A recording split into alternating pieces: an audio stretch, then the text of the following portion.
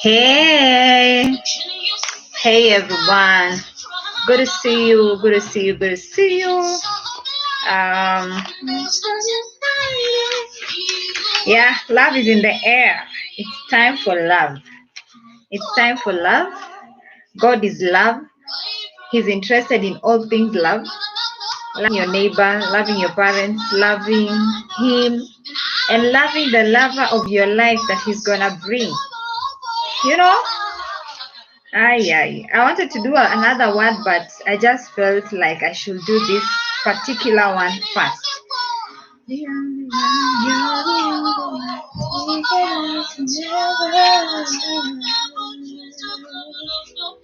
Yeah, that song is called A Couple of Forevers by Prophetic.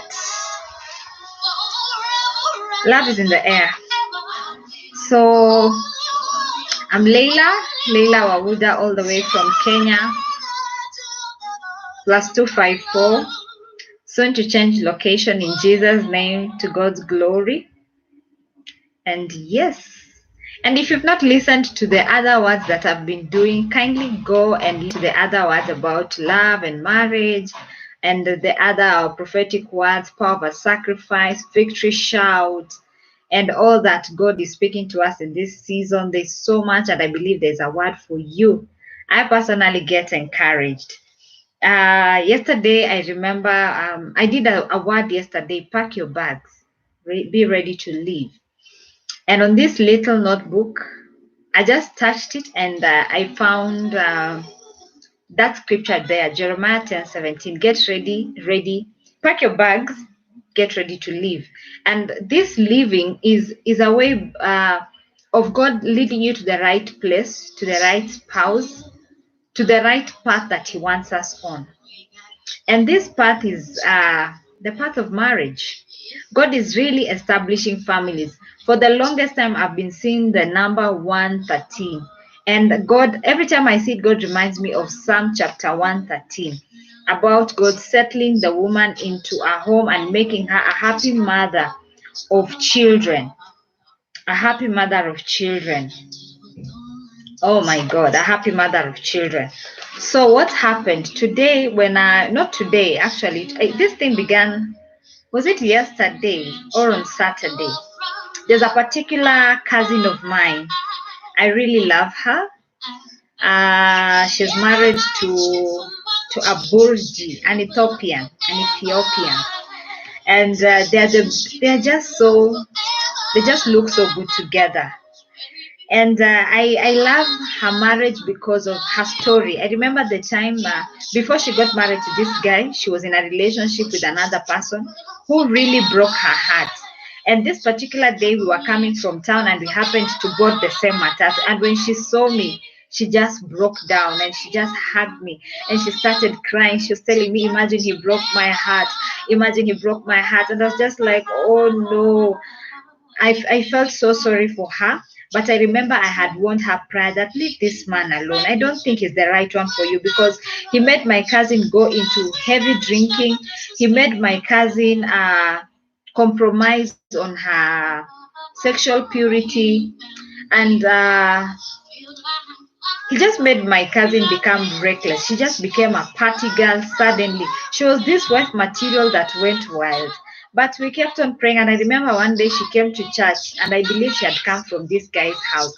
And I told her, no, you don't look in order, you didn't comb your hair, you didn't look at what you wore, so please just go home now. And I remember I escorted her out of the church, and I told her to go home. And later, 6-7 years later, she met this amazing gentleman. Oh my God. My brother-in-law is good looking. This I can say. My brother-in-law is very good looking. And he has loved my cousin to the core. He has loved my cousin with every bit of him. He's done amazing things for her, bought her those iPhones, engaged her. Like he bought like 3 sets of rings. The first ring when he engaged her, the second ring in our culture, particularly my community, my lineage. When you're coming to pay the bride price, you must come with a golden jewelry, either ring, bracelets, or a necklace, so that you can show the family that yes, you're worth our daughter's hand in marriage, that you're going to take care of her because gold is like precious. So she was brought for a gold ring, separate from the engagement ring she had. And on her wedding day, she got a different set of rings. Guys, this is what a man who is in love, a man who really cares for his bride does. And so I was going through Facebook. That was, I think, Saturday or maybe yesterday. And I saw she had posted on Facebook a photo that she said maid of honor duties. And she had posed with the bride. I didn't pay so much attention to it. I just looked and said, oh, my cousin is looking gorgeous. The way I look right now, she looks exactly like me. In fact, lately I've been looking at my photos and I've just been wondering, why do I have Mary's photo? Why do I have Mary's photo? But I think God was just communicating something to me. And today I just look so much like her for some very weird reason. I never thought we look alike at all. But she's my cousin from my maternal side, of which my dad and my biological mom separated when I was very young. So her mom has been the only aunt that I know from my mother's side. So I hold her so dear to my heart. And we have this heart connection. We just love each other. Mary and I just love it. We don't talk oftenly, but our spirits, our hearts just are so in sync in a way I can't explain.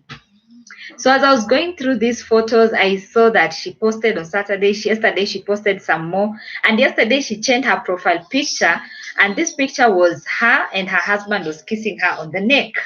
And it's just like, oh my gosh, I'm so happy for my cousin. I'm so happy for my sister. She's so happy. This love has made her experience peace.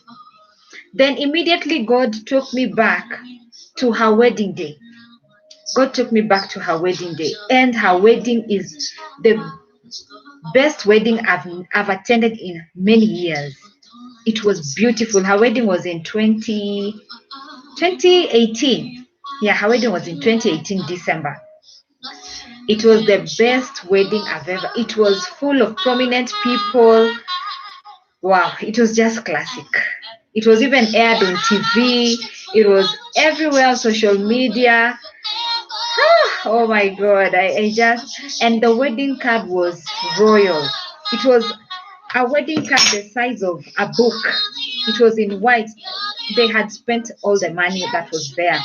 And there was all these meals, Ethiopian meals, Kenyan meals, and the wedding was amazing. And actually I experienced a new culture. And God was reminding me that when she was getting married, God had spoken to me that I'll get married after her. God told me I'll get married immediately after her. So when I went to her wedding, and I remember I just told God, okay, my cousin is not quite really born again, but I can tell you she just has a kind heart. She just does well by people, and she has a sense of godliness in her. And I still pray for her full salvation, which is happening. And I remember God kept on giving me dreams and visions about her wedding plans, about things that were going to happen to her. And I kept on praying for her. So this particular day that was her wedding, I remember I didn't have money.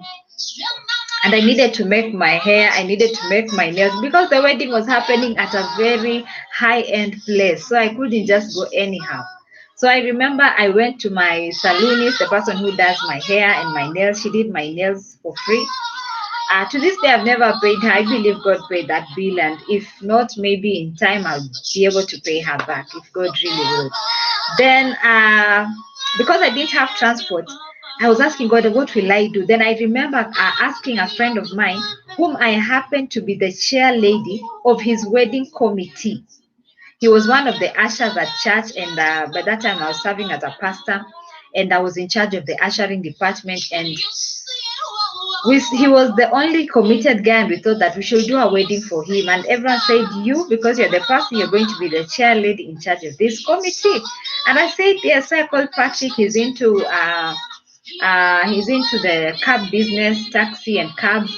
And he said, "Oh, sure, Leila will drop you. I'll drop you, Pastor Leila." That's how they call me. Well, I'm not big on the pastor title. I'm just big on being Leila and being a woman after God's heart. That's just enough. So this morning he came. I remember it was a rainy morning. He came and picked me. My nails were done. I was looking gorgeous. And we went to the venue of the wedding. Then it happened that our car was, I don't know what happened. We found ourselves part of the bridal convoy, because the bridal convoy was now entering the venue, heading to the parking lot. And we were also, actually the car was the car just before the bridal car. So it was me, then behind us was the bridal car, and I remember it was a Porsche car. Oh my God, for that moment, I just felt honored. I was just like, oh my God, I just came at the same time of the bride arrival, and not just the same time of the bride arrival. I am the car ahead of the bride's car. Like I told you, this cousin of mine, we have just a heart connection. And immediately God was just ministering to me, yes.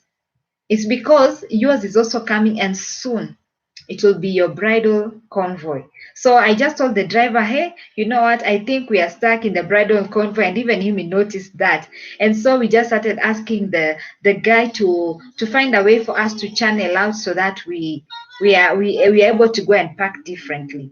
So I went and I got dropped, and my driver went home, and I was left at the venue of the wedding. And this wedding was amazing.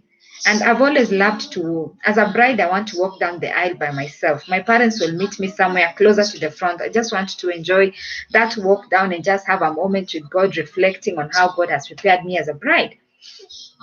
So, and I remember on this wedding, the groom was so nervous. He cried. He couldn't sit still in the service. He had to excuse himself to go to the toilet. I mean, it was so amazing. He was just excited over his bride. And shortly after, I remember God giving me a dream about my cousin conceiving, and I told her, and it happened. And again, yesterday, I dreamt of her conceiving and introducing me to this newborn baby of hers. And I was just so excited. I'm so honored that every time something good happens to you, you find it important to come and share with me. And God was telling me, yes. And God was reminding me that in fact in that I was going for her wedding, I remember I was about to move and I did not know where I was moving to. So the only thing that was holding me in that particular place where I was staying was I should attend her wedding, and after attending her wedding I could now move to the next place I wanted to go.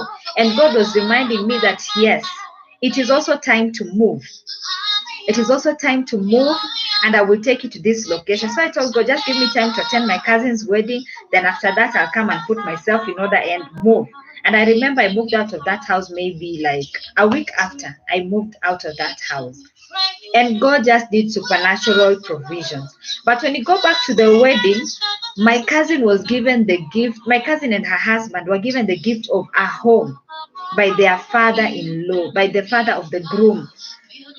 Wow, that was like, wow. They were given this huge key and a picture of a home, and they were told, this is your gift. It's the house was worth 12 point something million. And the father said, I have bought this gift for you because I don't want you to be worried about where you will stay. I want you guys to enjoy your marriage. I want you to fill the rooms with children. And God was reminding me that, yes, you remember the gift she was given. What was that? Was a home. God was also telling me, I will also give you a home when you get married. So, guys, love is in the air, and God is going to make these things very supernatural. Very supernatural.